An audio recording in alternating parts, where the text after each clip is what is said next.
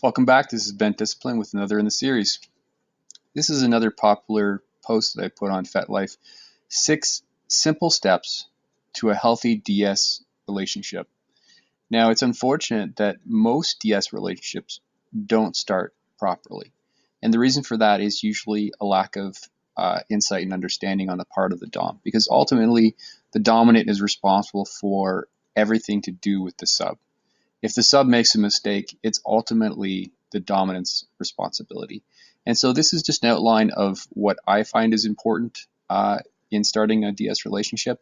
Each person will have their own way of doing it, obviously, and there's no right or righter way of doing things. This is just my way of doing things. So the first, take your time chatting and really getting to know the other person by text, phone, and or in person if you click and have a well-rounded understanding of them. So you don't want to really start anything serious until you know who you're with. It's almost like getting married. You don't just walk up to somebody and say, hey, you want to get married? This is a very serious relationship. There's a lot of emotions on the line, and there could be some risks. If you're not playing with the right partner who's safe, you're putting your mental and emotional and physical health in their hands, and that can be risky. So it's very important that you take your time and don't jump into anything. Let's see, continue on. It's very important you spend all the time you need before moving on to the next step. This step may take weeks. If you are in a rush or being rushed, it could result in a disaster. And I myself have rushed through this step only to find out things after the fact that made things horrible for me. So it's very important that you take the time to do your due diligence, to get to know the person, and maybe they're not the right person for you, and you're better off knowing before you start with them than after you've already started, which is the case that I found. When I first started, I wouldn't do my due diligence, and it was only later, after I realized I really needed to, that I avoided some of these mistakes. And many of my early mistakes would have been avoided if I'd done more due diligence at the beginning and getting to know them. So number 2, get specific. Have the submissive fill out a BDSM checklist, which I will go over in detail with you in another video. But a BDSM checklist is sort of a wish list or a buffet of potential actions. Now, it's very kinky, and many of it is sexual. It's not all sexual. Some of it's bondage, some of it's impact play, toys, role playing. It is a checklist, and it's not the end-all be-all. It's a starting point for a conversation, for an understanding of what is okay and what's not okay. The checklist has interests. How interested is the sub towards this kind of kink, and what is their willingness? And the interesting thing about that is there's occasions where they're attracted towards something, but they're not ready for it. Or the opposite, they're not really attracted towards something, but they're willing to do it. And in understanding the sub in this way, you can better present scenes to them that are more palatable and that will get the best for both of you. So it's very important that you do have a checklist and that you go over it together and you talk about it thoroughly. Talk about what you will do and won't do to protect their mind, body, and privacy. Privacy is very important, especially in this type of thing where we're not fully accepted by the greater community.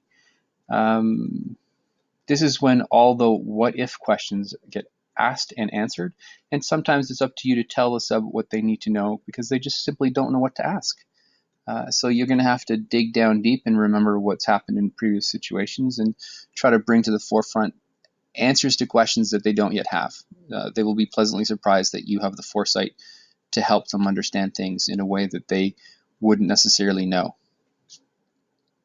Talk about the contract and what it means for each of you. Outline both. Oh yeah, obviously I only play with subs that I have a contract with. There's many reasons for that, and I'll go into that in greater detail. The primary one is for for both of you to be on the same page so that you know what's expected from each of you. 2, it's a legal condom.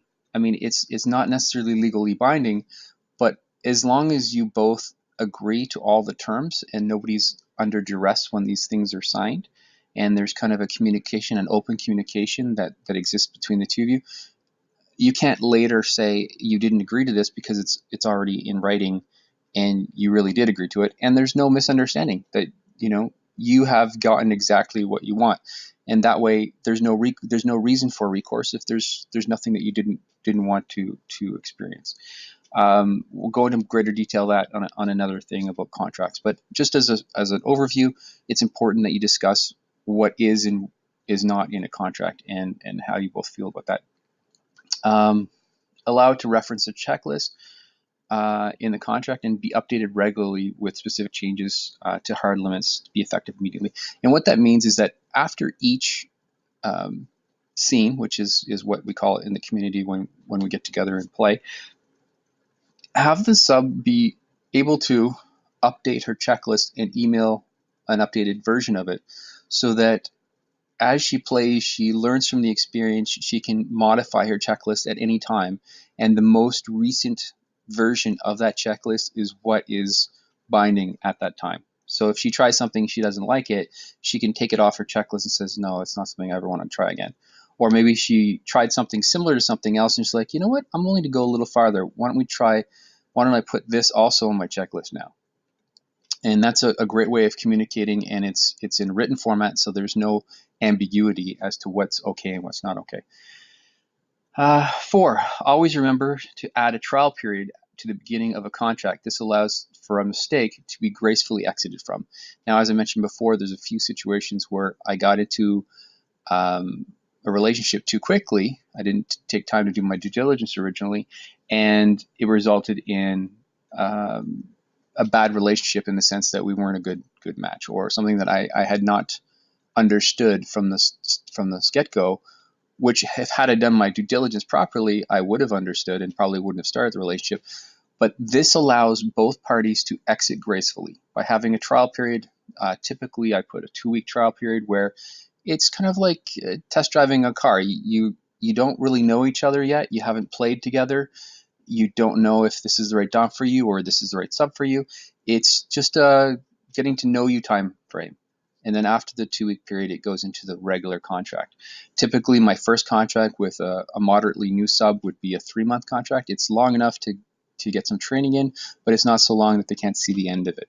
And after that 3-month contract, at that point, you can negotiate for an extension or a new contract for a longer period of time.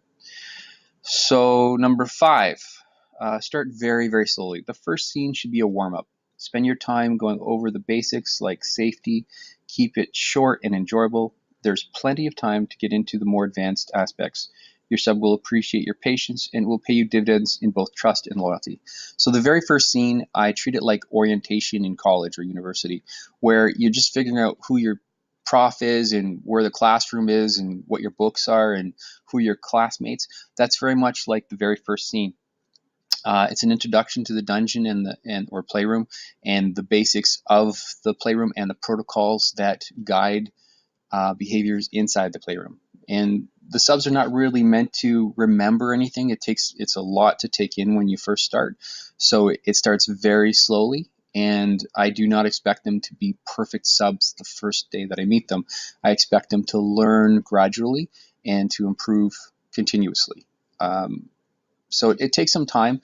It's very important to take your time when you start so that you don't blow up a sub, meaning like you start off too fast and she just can't handle it. Everything is gradual and incremental. 6, be a real master, and when it's over, support your previous sub emotionally. It doesn't take much to be there for them, and that's when it truly counts. The measure of a real master is doing the right thing when nobody's watching but you. And that's probably the most important part of this whole thing. Your who you are as a master is defined by your character. And your character is not just what people see, it's what people don't see. It's about how you feel about yourself ultimately. And if you do good by your subs, especially when it's over, then you can walk tall and be proud of who you are as a master. And one of those key elements is respecting the subs after and being there for them. If you do that, You will feel good about who you are, and when you talk to others, they will feel that from you. They will know that you're the genuine article. So it's as important for them as it is for you to be of character. Be safe.